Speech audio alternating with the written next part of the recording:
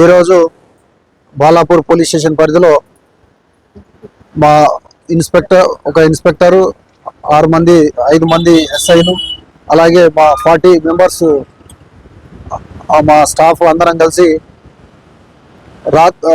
Night patrolling లెక్కల మేము అంతా ఏరియాలో తిరగడం జరిగింది.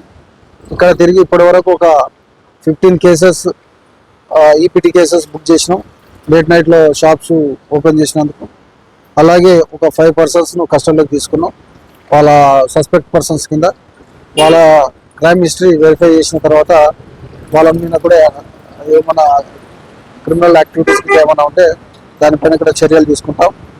పబ్లిక్ ఒకటే పోలీస్ తరఫున మనది ఏంటంటే నైట్ టైంలో అన్నెసెసరీగా మూవ్మెంట్ చేసి పబ్లిక్ న్యూసెన్స్ చేయడం కానీ, అలాగే పోలీస్ కూడా నైట్లో దొంగలను అలాగే మంచి వాళ్ళను ఐడెంటిఫై చేయడం కష్టమవుతుంది. కాబట్టి 12 లోపు ఎవరు రోడ్ల మీదకి రావద్దు.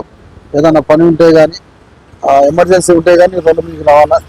ఎందుకంటే రీసెంట్ కొన్ని ఇష్యూస్ కావడం వల్ల మా ఏరియాలో ఇలాంటి డ్రైవ్ అనేది కంటిన్యూగా చేస్తూ ఉంటాం. నైట్లో ఎవరైనా అన్నెసెసరీగా తిరిగిందంటే వాళ్ళపైన కఠిన చర్యలు తీసుకుంటామని మా పోలీస్ తరఫున మేము పబ్లిక్ తెలియజేస్తున్నాం.